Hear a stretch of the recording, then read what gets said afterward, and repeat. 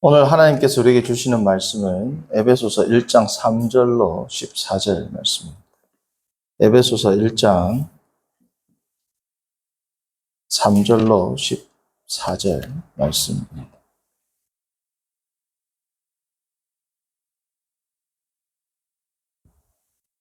신약 성경 309페이지 에베소서 1장 3절부터 14절 말씀입니다. 한 절씩 교독합니다. 찬송하리로다. 하나님 곧 우리 주 예수 그리스도의 아버지께서 그리스도 안에서 하늘에 속한 모든 신령한 복을 우리에게 주시되 곧 창세전에 그리스도 안에서 우리를 택하사 우리로 사랑 안에서 그 앞에 거룩하고 흠이 없게 하시려고 그 기쁘신 뜻대로 우리를 예정하사 예수 그리스도로 말미암아 자기의 아들들이 되게 하셨으니 이는 그가 사랑하시는 자 안에서 우리에게 거저 주시는 바 그의 은혜의 영광을 찬송하게 하려는 것이라. 우리는 그리스도 안에서 그의 은혜의 풍성함을 따라 그의 피로 말미암아 속량 곧 죄사함을 받았느니라. 이는 그가 모든 지혜와 총명을 우리에게 넘치게 하사 그 뜻의 비밀을 우리에게 알리신 것이요 그의 기뻐하심을 따라 그리스도 안에서 때가 찬 경륜을 위하여 예정하신 것이니 하늘에 있는 것이나 땅에 있는 것이 다 그리스도 안에서 통일되게 하려 하심이라.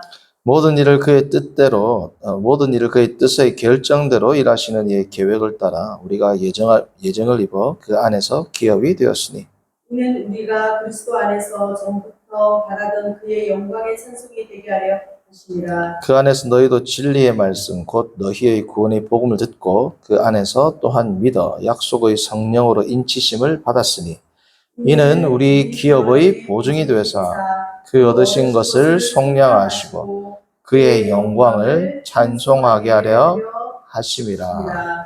아멘. 한 주간 평안하셨습니까? 오늘 예배를 통해서 삼위일체 하나님께 영광을 올려드리고 주님의 공급하심과 안식을 경험하는 귀한 시간 되기를 축복합니다. 오늘 말씀의 제목은 거룩의 신비, 거룩의 신비. Holiness, Mystery of Holiness 해가지고 뭐예요? 거룩의 신비가 오늘 말씀의 제목이 됩니다. 에베소서 1장 3절은 지금 하나님을 향한 성령으로부터 시작한다고 말씀을 드렸습니다. 하나님께 찬송을 드리는 이유가 다름 아닌 하나님께서 우리에게 복을 주셨기 때문인데 이 복은 다름 아닌 무엇이냐? 4절에 나옵니다. 이 복이 뭐예요? 그리스도 안에서 우리를 택하시기 위함이다. 이 복은 다름 아닌 그리스도 안에서 우리가 하나님께 택해져서 5절 하나님의 아들들이 되는 것. 이것이 복이라는 것. 하나님의 아들들이 되는 것이 복인데 그것을 다른 용어로 뭐라고 합니까? 4절 중반절 보면 우리로 사랑 안에서 그 앞에 자 그러면 뭐라고 합니까? 거룩하고 흠이 없게 하시려고. 거룩하고 흠이 없게 되는 것. 우리가 예수 그리스도 안에서 거룩하고 흠이 없게 되는 것. 그것이 뭐라는 거예요? 복이라는 거예요. 1장 3절에 나오는 모든 신령한 복. 이 복이 뭐라는 거예요? 우리가 거룩한 존재가 되는 것이 복이다라는 겁니다. 복이 뭐라는 겁니까? 딴 게 아니고 거룩이 복이에요. 복이 거룩이고 거룩이 복입니다. 교회 와서 하나님 나에게 복 주옵소서. 그 말은 뭐예요? 거룩하게 해주십시오. 이 뜻이란 말이죠. 자, 그러면 하나님께서 왜 우리를 자기의 아들들이 되게 하시려고 하는데 그 전에 뭘 하신다? 하나님의 아들들이 되는 것은 그 전에 뭐가 돼야 된다는 거? 거룩하고 흠이 없어야 된다는 거죠. 하나님의 아들들의 특징은 다름 아닌 거룩하고 흠이 없다는 겁니다. 왜 하나님께서는 하나님의 아들들로 우리를 삼기 위해서 먼저 거룩하고 흠이 없도록 하셔야만 됐을까요? 성도님들, 하나님의 아들들로 산다는 것은 다른 말로 우리가 하나님 앞에서 거룩한 산 제물로 살아가야 함을 의미합니다. 예수님이 하나님의 아들이신데 이 땅에 오셔서 뭐가 되셨어요? 대속 제물이 되셨죠.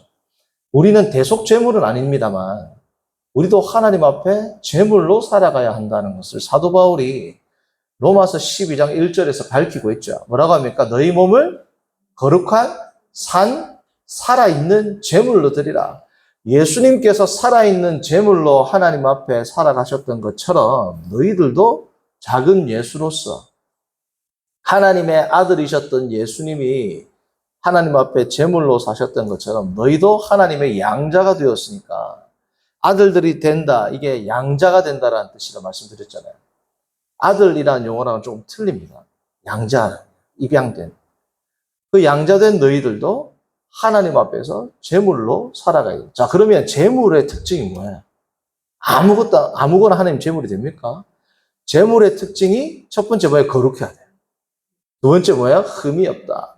그래서 하나님 앞에 드리는 어린 양, 하나님 앞에 드리는 제물은 흠이 없고 거룩한 제물할 때 흠이 없다라는 이 단어가 오늘 나와 있는 흠이 없다, 아모모스하고 똑같은 단어예요.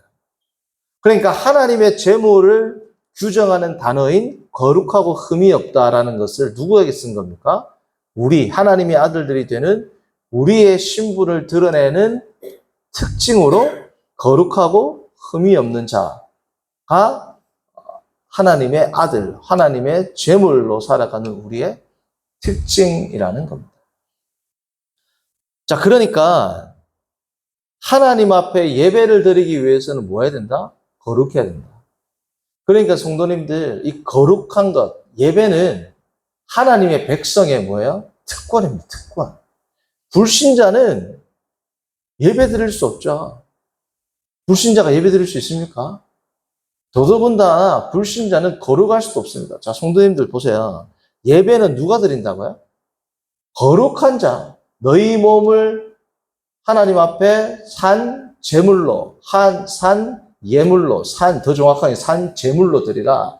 이는 너희가 드릴 뭐라고요? 영적, 합당한 예배다. 자, 예배를 드리는 사람의 특징이 뭐라고요? 거룩한 자란 말이죠. 성도들이란 말이죠. 그러니까 성도들만 드릴 수 있는 게 뭐예요? 예배입니다. 예배는 엄청난 특권이고 예배를 드린다는 것이 우리의 신분을 표시하는 겁니다. 그렇죠? 그러니까 예배는 불신자가 못 드리는 거예요. 그러니까 성도님들 전도 축제는 뭐예요? 말 그대로 전도 집회입니다. 전도 집회. 전도 예배 안 된단 말이죠. 주일날 전도에서 데리고 오는 분들이 주일날 우리가 예배를 드린다고 해도 그건 예배라고 못 부릅니다. 안 믿는 사람들이잖아요. 와가지고 결단을 하고 돌아갈지, 예수님을 믿을지, 안 믿을지, 그때는 뭐예요? 복음 초청 예배하면 안 돼요. 뭐라 해야 돼요? 복음 초청 집회랍니다. 집회. 불신자들은 예배 못 드립니다. 그들로 하여금 예배를 드리러 오지 마시오. 이 뜻이 아니고 예배의 정확한 의미를 알아야 됩니다. 예배가 거룩한 자들이 드리는 하나님 앞에서의 행위들. 그러니까 삶의 예배 나오죠. 불신자가 어떻게 삶의 예배를 드려요? 그렇죠? 그 예배라는 것은 거룩한 자들이 드리는 이 땅에서 가장 위대한 일이 뭐예요? 예배입니다. 성도님들, 전도, 교회의 목적은 전도입니다. 아닙니다. 교회의 목적은 선교입니다. 아닙니다. 교회의 가장 작은 목적일 수는 있죠. 교회의 가장 기본적이고 최종적인 가장 중요한 목적은 선교입니다. 하는 교회 있어요. 가장 중요한 목적은 전도입니다. 아니라니까요. 교회의 가장 중요한 목적은 뭐예요? 예배입니다. 왜 그럴까요? 예배 드리는 자를 모으는 게 전도고 선교입니다. 맞아요, 안 해요? 하나님의 예배 드리는 백성, 하나님을 예배하는 백성을 초청하는 게 뭐예요? 전도고 선교란 말이죠. 성도님들, 우리가 천국 가면 전도합니까? 천국 갔어요, 우리가. 전도해야? 선교합니까? 뭐는 해요? 예배 드린다. 그러니까 예배가 가장 중요한 목적, 최종적인 목적은 예배가 돼야 되지. 이 예배를 드리는 자를 하나님께 불러 모으는 것, 예배 드리는 자를 더 거룩한 무리가 많아지고 더 거룩한 무리들이 주님 앞에 예배 드리도록 하기 위해서 하는 게 뭐야? 전도고 선교라. 그래서 이 중요한 가치와 목적이 전도되면 안 됩니다. 자, 그러면 오늘 이 하나님 앞에 아들들, 하나님의 아들들의 특징은 뭐라고요? 이 거룩한 자, 그렇죠? 거룩한 자, 예배를 드리기 위해서는 우리가 거룩한 자, 흠이 없는 자가 되어야 되는데 오늘 말씀의 제목이 뭐라고요? 거룩의 신비입니다, 그렇죠? 자, 그러면 이 거룩은 어떠한 측면으로 나타나는가? 거룩의 신비인데 신비는 좀 이따 다루기로 하고 거룩은 어떠한 양태, 어떠한 측면으로 드러나는가? 아까도 말했지만 첫 번째, 세 가지 측면으로 드러납니다. 거룩은 세 가지 측면으로 드러나는데 제가 계속해서 말씀드렸던 것처럼 첫 번째는 법정적 의미입니다. 법정적 의미. 법정적으로 누구의 아들들이 된 거예요? 하나님의 아들, 마귀의 자식에서 하나님의 아들이 된 것, 법적으로 입양된 것. 그러니까 거룩의 첫 번째 의미, 법정적 혹은 법률적 의미는 누구의 아들이 되었다? 하나님의 아들이 되었다. 두 번째, 존재론적 의미입니다. 거룩의 존재론적 의미는 뭐냐? 예수 그리스도 밖에 있다가 예수 그리스도 안에 있는 존재가 됐다는 거예요. 보시면 3절 그리스도 안에서 하늘에 속한 모든 신령한 복을 우리에게 주시되 곧 창세 전에 그리스도 안에서 우리를 택하사 우리로 사랑 안에서 그 앞에서 거룩하게 흠이 없게 하시라고 그 기쁘신 뜻대로 우리를 예정하사 예수 그리스도로 말미암아 자기의 아들들이 되게 하셨으니 이는 그가 사랑한 자 안에서 계속 나오잖아요. 그렇죠? 그리스도 안에서 혹은 그리스도를 말미암아 다시 말하면 존재론적으로 그리스도 밖에 있는 자들이 어디 안에 들어오게 되었다? 그리스도 안으로 들어오게 되었다. 세 번째는 윤리적 특성입니다. 첫 번째는 법정적, 법률적 특성. 두 번째는 존재론적 특성이라면 세 번째 윤리적. 거룩하고 흠이 없다라는 것은 우리가 가장 언뜻 먼저 드는 생각이 뭐예요? 쉽게 말하면 착하게 산다. 거룩하고 흠이 없게 선하게 사는 것. 윤리적 특성. 이 세 가지 측면이 됩니다. 하나씩 좀 더 구체적으로 살펴보자면 5절, 1장 5절에 되는 우리로 사랑 안에서 5절 그리스도로 말미암아 뭐라고요? 자기의 아들들이 되게 하셨다. 하나님의 아들들이 되었다. 자, 성도님들 아들 있죠? 아들은 아버지랑 닮았어요? 안 닮았어요? 하나도 안 닮았다. DNA 검색을. 그렇죠? 아들의 특징은 뭐예요? 아버지를 닮은 거란 말이에요. 그러니까 하나님의 아들들이 되었다는 것은 하나님의 성품을 닮은 거야, 안 닮은 거야? 하나님의 성품을 닮은 거란 말이에요. 그것을 베드로후서에서는 아주 위대한 선포를 합니다. 1장 4절 볼까요? 베드로후서. 에베소서에 표시해 놓으시고. 베드로후서 1장 4절에는 하나님의 아들들의 특징을 이렇게 이야기합니다. 우리가 잘 아는 말씀입니다. 4절. 이로써 그 보배롭고 지극히 큰 약속을 우리에게 주사 이 약속으로 말미암아 너희가 정욕 때문에 세상에서 썩어질 것을 피하여 어디에 참여하는? 신성한 성품에 참여하는 자가 되었다. 신성한 성품, 데이오스, 형용사형, 데오스의 형용, 데이오스. 하나님의 성품, 푸시스, 네이처, 하나님의 성품을 우리가 담게 된다는 거예요. 하나님의 성품에 뭐하는 자? 참여하는 자, 복수죠. 너희니까. 참여하는 자가 코이노노이입니다. 코이노노이의 단수 형용사가 코이노노스입니다. 많이 들어봤죠? 코이노노스가 뭐와 비슷해요? 코이노니아란 말이죠. 성도님들, 코이노니아가 뭐냐? 성도들끼리의 교제는 2차적이에요. 1차적으로 성도들끼리 교제가 되려면 뭐가 돼야 돼요? 불신자끼리 교제 됩니까? 신자와 불신자가 참된 의미로 영적인 교제가 됩니까? 사도 바울은 우리가 전도하는 거지만 진짜 실제적인 교제 불가능하다고 그랬습니다. 하나님의 아들과 벨리알이 어떻게 같이 멍에를 메고 불가능할 뿐 아니라 하면 안 된단 말이죠. 그러면 왜 교제하지 마라 그러지? 우리가 생각하죠. 불신자들하고 교제를 하면서 전도해야 돼. 그때의 교제는 우리가 생각하는 관계 맺는 거하고 틀리다. 왜? 코이노니아라는 개념은 성도와 수평적인 개념도 있지만 수직적인 개념이 있죠. 그런데 이 개념, 코이노니아라는 말의 뜻은 무슨 뜻이냐? 연합하다라는 뜻이 있습니다. 연합하다. 그리고 참여하다. 우리가 불신자들의 삶에 참여할 수 있습니까? 그들과 연합할 수 있습니까? 그러니까 교회에서 말하는, 성경에서 말하는 그들과 교제하지 마라라는 것을 우리가 일상 용어적인 측면으로 받아들여가지고 왜 성경은 불신자하고도 우리가 같이 교제 못하도록 하지라고 생각하시면 안 된단 말이죠. 우리가 생각하는 교제와 성경에서 말하는 코이노니아는 근원적으로 다른 의미입니다. 그렇죠? 연합하다, 교제하다, 공유하다, 나누다, 참여하다 이런 뜻이 있단 말이죠. 믿는 자와 우리가 공유가 됩니까? 믿는 자다. 믿지 않는 자와 불신자하고 우리하고 무슨 영적인 공유가 되겠냐고요. 그들과 같은 세계관, 하나님을 부인하는 가치관과 연합하고 공유하면 그 죄 짓는 거죠. 그런 의미에서 교제하지 말아요. 그들의 활동에 참여하죠. 그들과 우리가 때로는 물질도 공유할 수 있습니다. 뭐 빌려주든지 할 수 있습니다. 여기서 말하는 참여하고 공유라는 것과 코이노니아, 영적인 의미는 근본적으로 뭐예요? 틀린 의미란 말이에요. 하나님의 성품에 참여한다. 주님의 성품을 우리가 뭐예요? 공유하는 겁니다. 예수 그리스도 안에 있으니까 우리가 삼위일체 하나님의 속성, 그리고 삼위일체 하나님의 그 존재에 우리가 참여하는 자가 돼야 안 돼요. 된단 말이죠.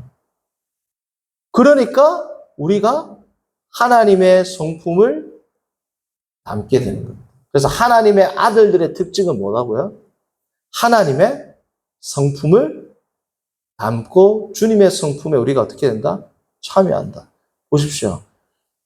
하나님 아버지의 성품에 우리가 참여하게 되면 나도 참여하고 김 집사님도 참여하고 이 집사님도 참여하고 다 참여해.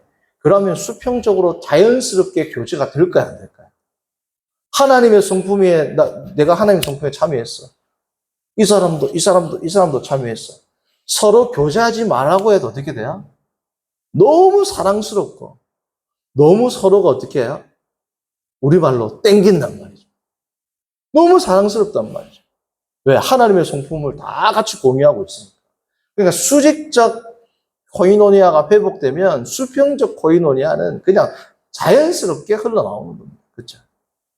자, 그러니까 하나님의 아들들이 되는 것은 하나님의 성품에 참여하는 것, 이 코이노니아가 되는 것인데 이 코이노니아, 하나님의 성품에 참여하기 위해서 뭐가 중요하다? 그리스도 안에 있는 게 중요하다. 그래서 거룩의 두 번째 측면은 뭐다? 그리스도 안에 있다. 성도님들, 그리스도 안에 있다라는 것이 얼마나 중요한 표현이냐, 사도 바울이. 그리스도 안에, 오늘도 보면 에베소서 1장부터 보면 계속 그리스도 안에 계속 나옵니다. 그리스도 안에 있다라는 것은 성도님들 단순히 우리가 그리스도 안에만 있는 게 아니에요. 오늘 에베소서 1장도 보면 그리스도 안에 있다라는 건 뭐예요? 하나님과 그리스도와 성령의 모든 복을, 모든 존재를, 모든 복에 참여하고 삼위일체 하나님의 그 존재에 참여하는 것, 우리가. 단순히 그리스도 안에만 참여하는 게 아닙니다. 그렇죠? 왜? 그리스도 삼위일체의 한 위격이잖아요. 그게 성경에 어떻게 나오는 명시적으로 나와요. 보세요. 1장 3절부터 14절이 제가 지지난주니까 나눌 때 삼위일체적으로 다룬다 그랬잖아요. 그러니까 보십시오. 3절. 아버지께서 신령한 복을 주신단 말이에요. 3절. 성부께서 신령한 복을 우리에게 뭐예요? 주시는 겁니다. 그게 뭐예요? 그리스도 안에서 된다는 거죠. 하나님, 성부 하나님의 복에 참여하는 게 뭘 통해서 된다? 그리스도 안에서 된다는 겁니다. 우리를 예정하사 자기의 아들들이 되게 하는 것도 뭐예요? 그리스도로 말미암아. 그리스도 안에서 쓰는 겁니다. 심지어 그의 은혜의 영광을 찬송하게 하는 것도 6절 누구 안에서? 그리스도 안에서 되는 겁니다. 심지어 우리가 성령의 인치심도 뭐예요?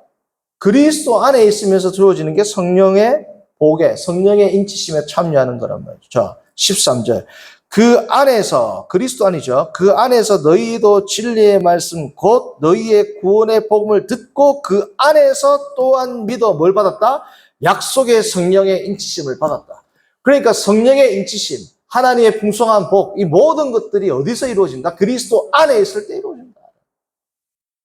이것이 에베소서 전반적으로 다 나오는 겁니다. 에베소서는 특별히 사도 바울의 왕관이라고 한 이유가 뭐냐면 삼위일체 하나님의 풍요로움을 엄청나게 이보다 더 잘 드러내는 서신서 같다. 모든 게 다 삼위일체적 관점으로 기록됩니다. 3장 잠깐 볼까요? 3장에 보면 위대한 사도 바울의 기도가 나오죠. 3장 14절부터 나옵니다. 그렇죠? 이러므로 내가 하늘과 땅에 있는 각 족속에게 이름을 주신 아버지 앞에 무릎을 꿇고 비오니 그의 영광의 풍성함을 따라 지금 이 성부 하나님 이야기합니다. 그죠? 그의 성령으로 하나님의 성부 하나님의 성령으로 말미암아 너희 속사람을 능력으로 강건하게 하시오. 처음에 뭐가 나와요? 성령으로 속사람이 강건해진다.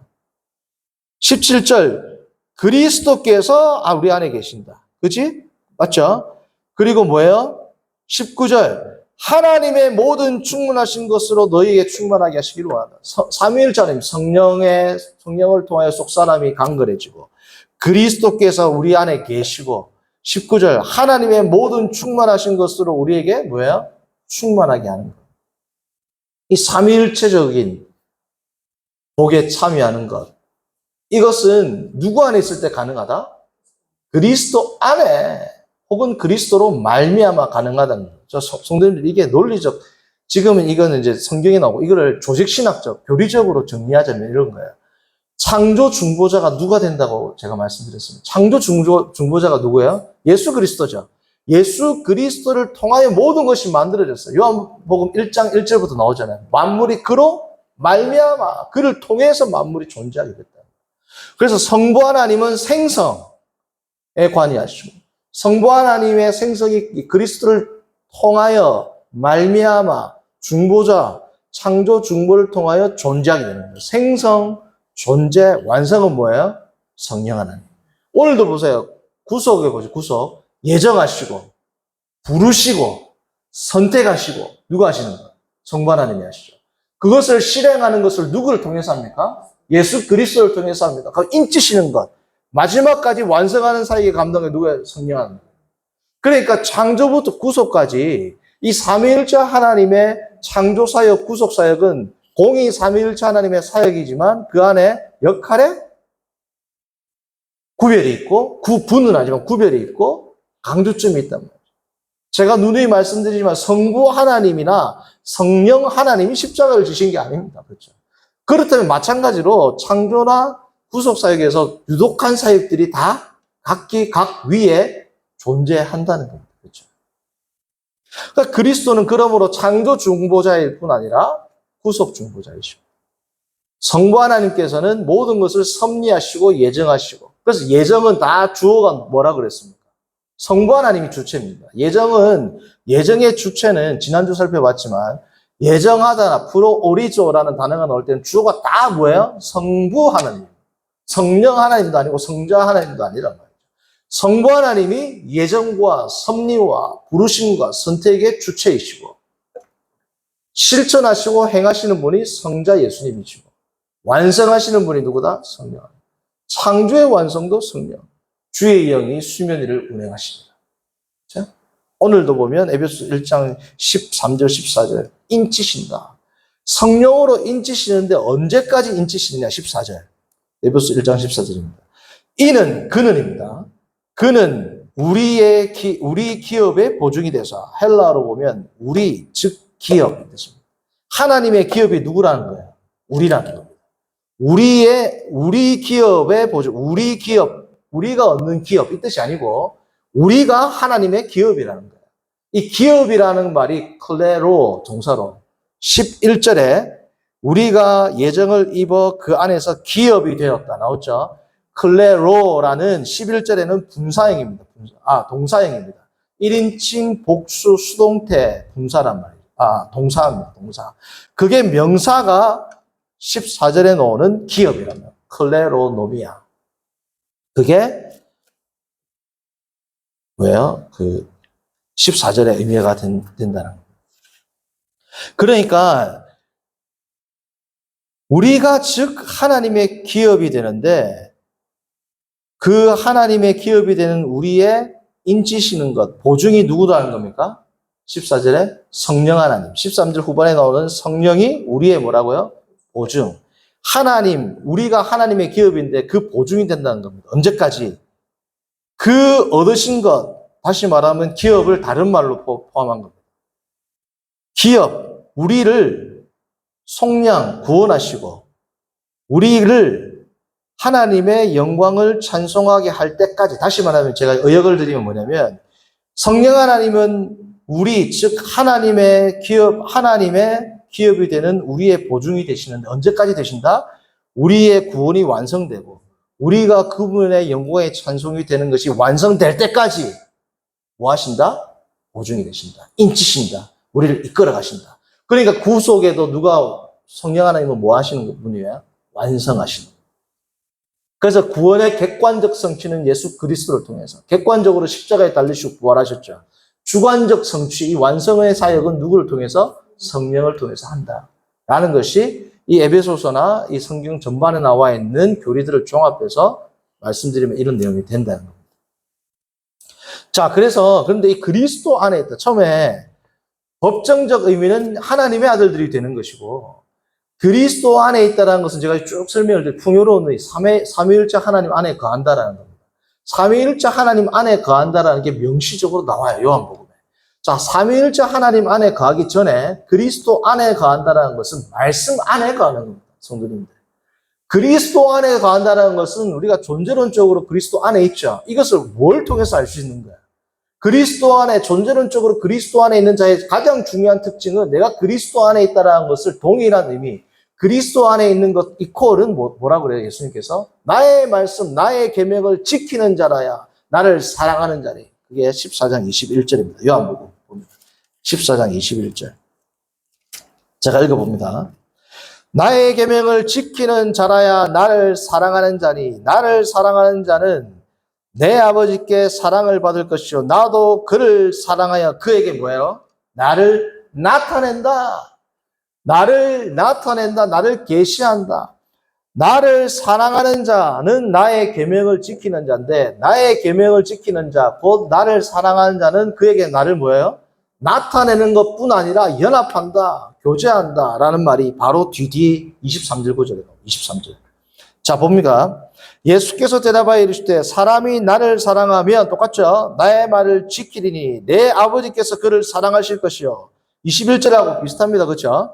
그에게 나를 나타내는 정도가 아니고 23절은 뭐예요? 우리가 내 말이 있는 게 아니고 여기서 우리는 누구예요? 아버지. 성부 하나님과 성자 하나님, 성부 하나님과 성자 예수님께서 공이 그에게 가서 거처를 그와 함께 하리라. 다시 말하면 코이노니아. 거처를 그와 함께 공유하리라. 예수 그리스도의 말씀 안에 거한다는 것은 그리스도의 말씀을 지키는 것인데 그리스도의 말씀을 지키는 자는 그리스도 안에 거할 뿐 아니라 누구 안에 거한다? 우리가죠. 성부 하나님 안에도 거한단 말이죠. 그리고 바로 밑에 구절 보면 성령 하나님 안에도 거한다는 말이 나옵니다. 왜? 명시적으로 성령 안에 거한다라는 말은 아니지만 바로 밑에 보혜사 성령에 대해서 나오죠. 25절 보십시오. 내가 아직 너희와 함께해서 이 말을 너희에게 하였거니와 보혜사 곧 아버지께서 내 이름으로 하나님께서 내 이름은 뭐예요? 예수 그리스도를 통하여 이 뜻입니다.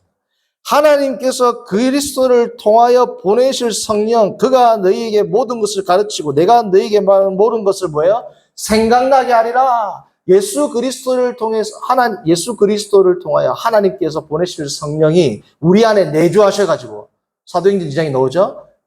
예수 그리스도가 하신 모든 말씀을 생각나게 하리라. 그러니까 그리스도 안에 있는 자는 아버지, 성부 하나님도 함께 계시고 그리스도와도 우리가 함께 있고 성령과도 함께 있다는 거예요. 그죠? 결국은 그리스도 안에서 삼위일체 하나님의 존재 우리가 어떻게 참여하게 됩니다. 이 위대한 일이 한마디로 말하면 뭐라고요? 거룩인 겁니다.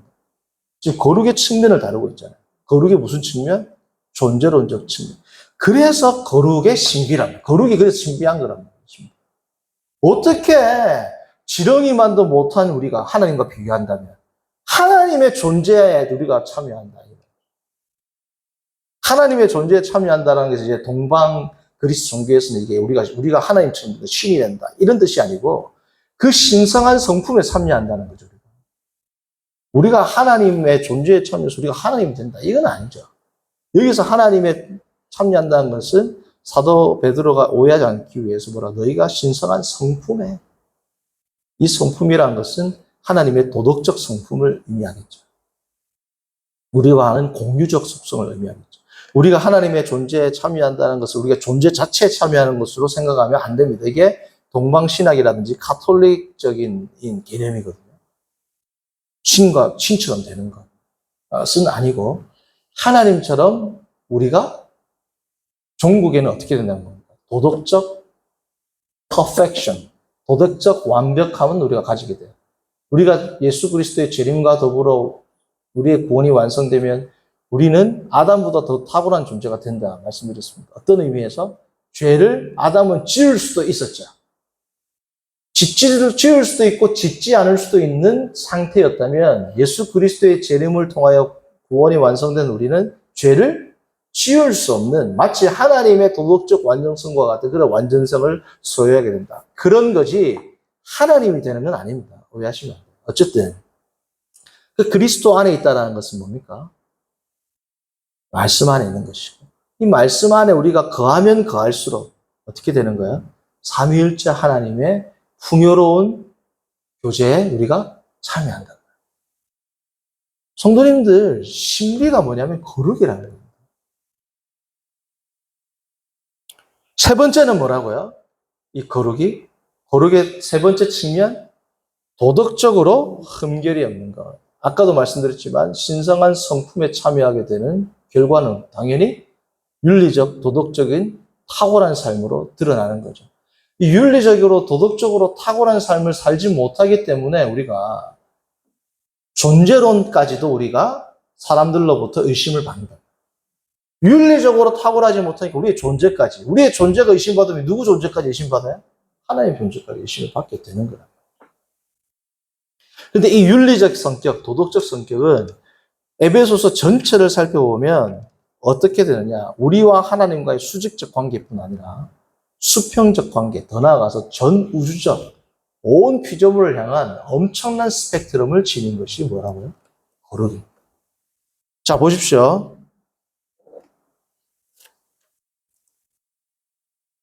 3절. 모든 신령한 복을 우리에게 주시는데 그게 뭐라고요? 거룩하게 된 거죠. 이 거룩의 측면 가운데서 지금 윤리적 측면입니다. 5절 보시면 자기의 아들들, 수직적으로 뭐가 되는 거예요, 우리가?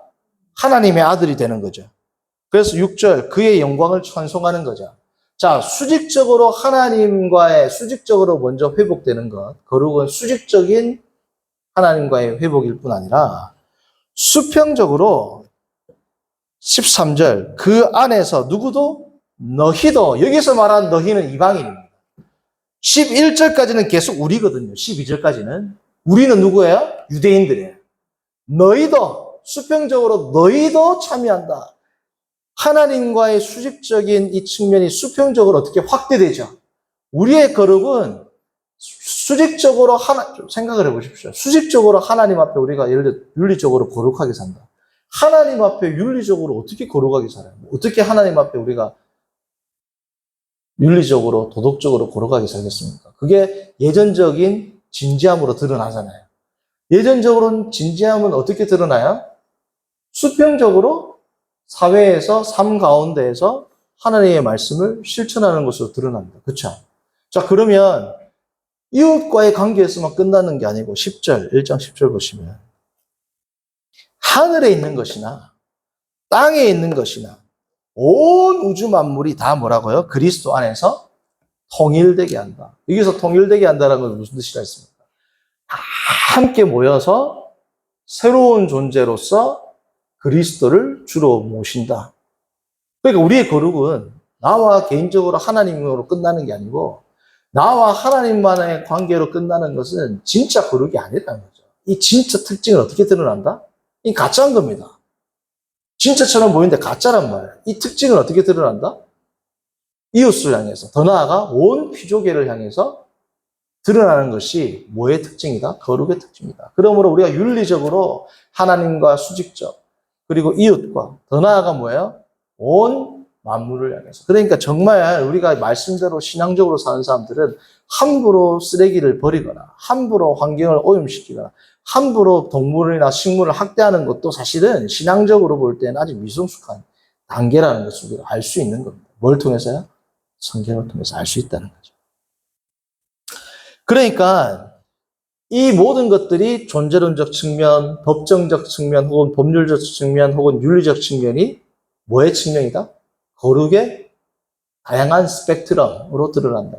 이 거룩의 다양한 스펙트럼이 얼마나 신비로운지 사도 바울은 9절에 뭐라고 합니까? 그 뜻의 뭐라고요? 비밀을. 그 뜻이라는 건 뭡니까? 하나님의 뜻, 우리를 거룩하게 하시는 하나님의 뜻의 특징이 뭐다? 비밀입니다. 그러니까 우리의 거룩은 비밀인데 이 비밀이 헬라어로 미스테리온입니다. 미스테리온. 이 미스테리온이라는 단어에서 영어 뭐가 나왔겠어요? 미스테리온.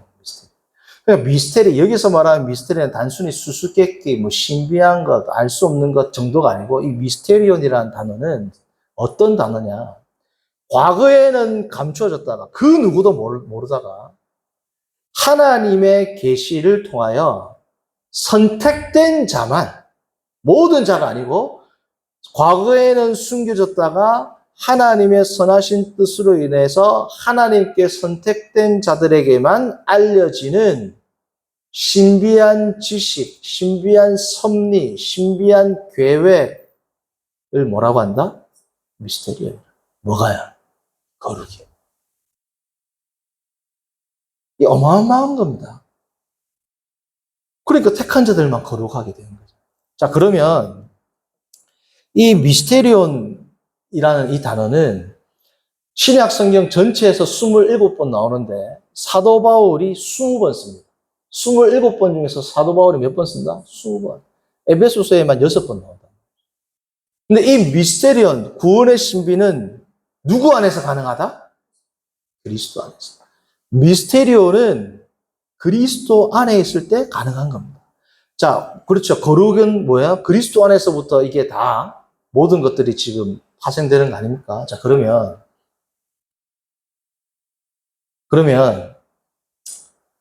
이 그리스도 안에 있다라는 것은 이게 얼마나 큰 신비인지 우리 종교개혁자들, 우리의 믿음의 선배들은 이 그리스도 안에 있는 것 자체가 신비라고 했습니다. 그래서 우니오 미스티카 크리스티, 그리스도와의 뭐라고요? 신비한 연합이라고 했습니다. 이 그리스도 안에서 엔 크리스토, 헬라어로, 혹은 정관사, 그리스도 앞에 정관사가 붙어서 엔토 크리스토가 신약 성경에 82회 나옵니다. 몇 회? 82회 나오는데 사도 바울이 그의 서신서에서 몇 번을 사용하느냐? 놀라지 마십시오. 79회 사용. 몇 회? 82회 중에서 79, 96%가 넘어요. 그런데 나머지 3회는 어디에 쓰이느냐? 다 베드로 전서에 나오거든요. 근데 베드로 전서에 나오는 이 세 가지의 내용도 신약 학자들은 사도 바울의 신학에 영향을 받아가지고 쓰게 된 표현이다. 결국은 이 용어 전체는 사도 바울의 용어란 말이죠.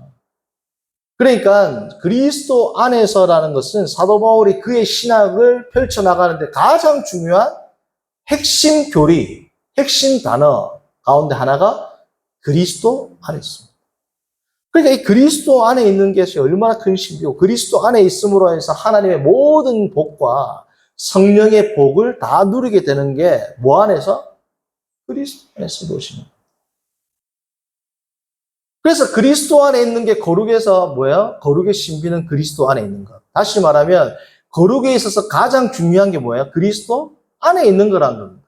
그리스도 안에 있다는 건 뭐라 그랬어요? 제가 아까. 말씀에 순종하고 성도님들 뵐 거 아니에요. 하나님의 신비를 경험하고 싶으세요? 신비한 경험을 하고 뭐 환상을 보고. 진짜 신비는 뭐라는 거예요? 내가 예언을 하고 뭐 방언을 하고 환상을 보고 뭐 꿈을 꾸고 사람들한테 내가 하나님께 예언을 받았는데 당신이 나중에 이렇게 된다. 사람들은 우아하죠.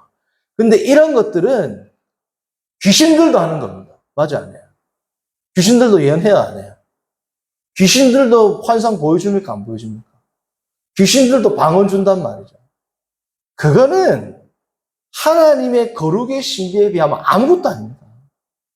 진짜 신비는 뭐예요? 거룩한 겁니다. 우리가 거룩한 거. 그러면 거룩은 또 뭐라고요? 말씀에 순종하는 겁니다. 성도님들, 내가 하루하루 더 말씀에 민감하게, 더 말씀에 철저하게 순종하는 것보다 더 큰 신비는 없습니다. 우리에게. 우리가 매일매일 말씀을 순종하는 것보다 더 큰 거룩은 없단 말이죠. 예수 그리스도를 통하여 하나님 앞에서 우리가 또 다른 신비를 추구하지 말고 그러한 것들을 계속 추구하다 나가면 영적으로 병든단 말이죠. 왜요? 진짜 신비한 게 여기 있는데 그런 것들은 주어질 수도 있고 주어지지 않을 수도 있고 있을 수도 있고 없을 수도 있는 겁니다. 왜 그런 걸 쫓아가냐? 마치 예수 그리스도를 믿고 줄 수도 있고 주지 않을 수도 있는 돈이나 명예나 권력을 따라가는 거나 영적으로도 줄 수도 있고 주지도 않을 수도 있는 그러한 영적인 신비한 체험을 따라가는 거나 뭐가 다르냐 말이에요. 우리들 가운데는 예수님을 믿으면서 물질적인 것을 추구하는 사람들에 대해서는 우리가 경계하는 마음이 있어요. 그러나 영적으로 신비한 것을 추구하거나 영적으로 신비한 것을 나타내는 사람들은 우리는 지금도 엄청나게 뭐예요? 동경하는 그러한 풍조가 있단 말이에요. 그렇게 동경하는 마음을 어디에 쓰라? 오늘도 말씀에 순종하는 것에 에너지를 쓰란 말이죠.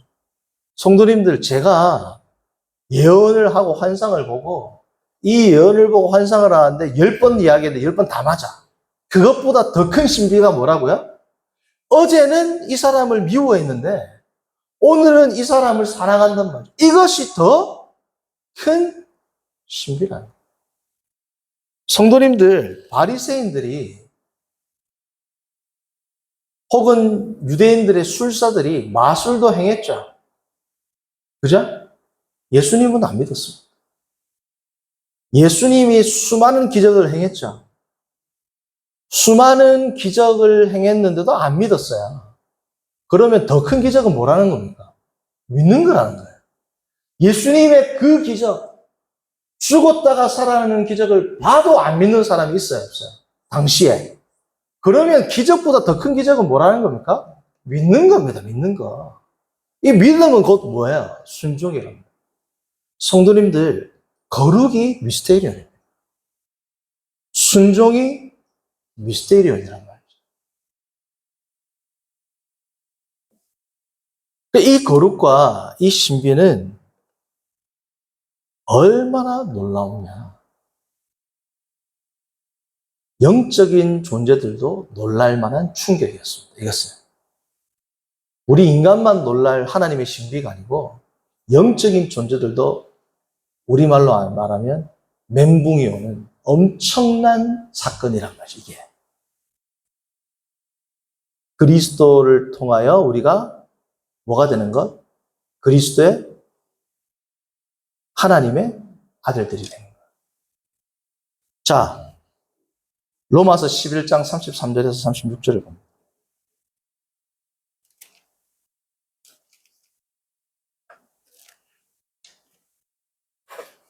로마서 11장 33절에서 36절.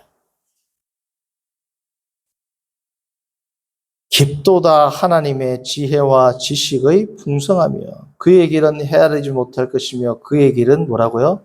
찾지 못할 것이로다. 누가 주의 마음을 알았느냐? 누가 그의 모사가 되었느냐? 누가 주께 먼저 드려서 갚으심을 받았느냐? 이는 만물이 주에게서 나오고 주로 말미암고 주에게로 돌아가미라. 그에게 영광이 세세히 있을지어다. 사도 바울이 하나님의 섭리, 특별히 예정과 선택에 관계된 섭리를 9장부터 11장까지 이야기한다.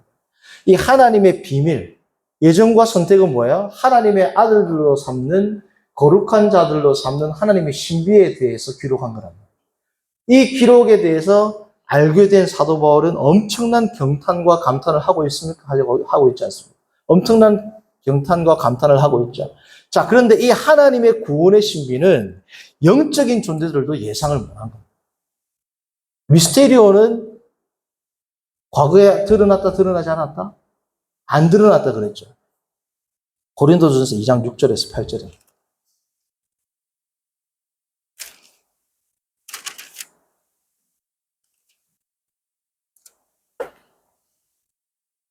그러나 우리가 온전한 자들 중에서는 지혜를 말하느니 이는 세상의 지혜가 아니요 또 이 세상에서 없어질 통치자들의 지혜자. 통치자들, 여기는 지금 영적인 존재들입니다. 이게 우리가 일반적으로 말하는 통치자들만 말하는 게 아니고 그들을 뒤에 잡고 있는 영적인 존재자들. 오직 은밀한 가운데 있는 하나님의 지혜를 말하는 것으로서 곧 감추어졌던 것인데 하나님이 우리의 영광을 위하여 만세전에 미리 정하신 것이라. 하나님의 구원의 비밀, 미스테리오를 말하는 거예요. 이 지혜는 이 세대의 통치자들, 영적인 존재들도 한 사람도 한 존재도 알지 못하였더니 만일 알았더라면 영광의 주를 십자가에 뭐라고요? 못 박지 아니하였어요. 예수 그리스도께서 십자가에 못 박으면 사탄이 자기가 이기는 줄 알았죠. 십자가에 못 박는 것이 자기가 이기는 줄 알았는데 가장 큰 자기의 머리가 밟히는 패배의 사건이라는 것을 십자가에 못 박을 때까지도 뭐라고요? 몰랐다. 알았으면 박았다, 안 박았다? 안 박았다. 10절. 오직 하나님이 성령으로 이것을 우리에게 보이셨으니 성령은 모든 것, 곧 하나님의 깊은 것까지도 뭐라고요? 통달하십니다. 그러니까 하나님의 영, 그리스도의 영이 아니고는 이 지혜는 알 수 있다 없다? 이 지혜가 이 세상에 드러났을 때는 영적인 존재, 사탄도 몰랐다. 이 엄청난 지혜, 이 신비가 우리가 어떨 때 더 드러나고 더 깊어지고 더 풍요로워지고 더 넓어지고 높아진다?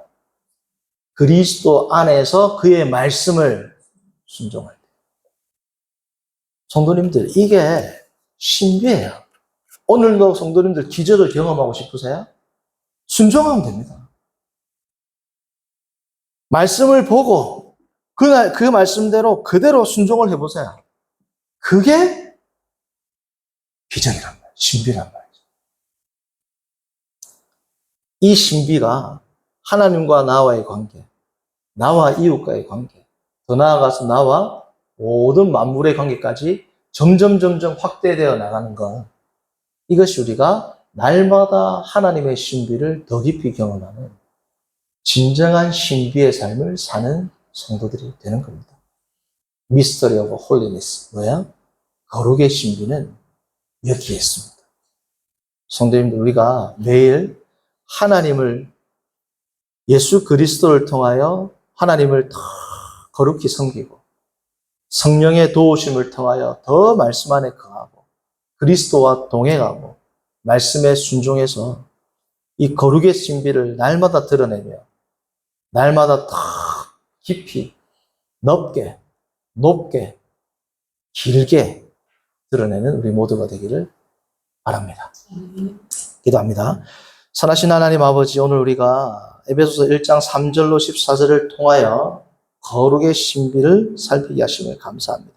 이 거룩은 하나님 아버지, 우리가 이 거룩에는 존재론적, 법정적, 윤리적 측면이 있으며 이 거룩이야말로 하나님의 신비임을 우리가 알게 하심을 감사합니다. 이 거룩은 다름 아닌 그리스도 안에 있는 것이고 그리스도 안에서 삼위일체 하나님의 모든 복을 누리는 것이며 다름 아닌 그리스도의 말씀인 성경의 말씀을 날마다 순종하는 것, 이것이 거룩의 신비임을 우리가 깨닫게 하심을 감사합니다. 우리 모두가 날마다 그리스도인으로서 위대한 비밀, 위대한 신비를 경험하고 세상 사람들에게 드러내며 살아가는 거룩한 주의 종들, 백성들 되도록 인도하여 주옵소서. 예수님의 이름으로 기도합니다. 아멘.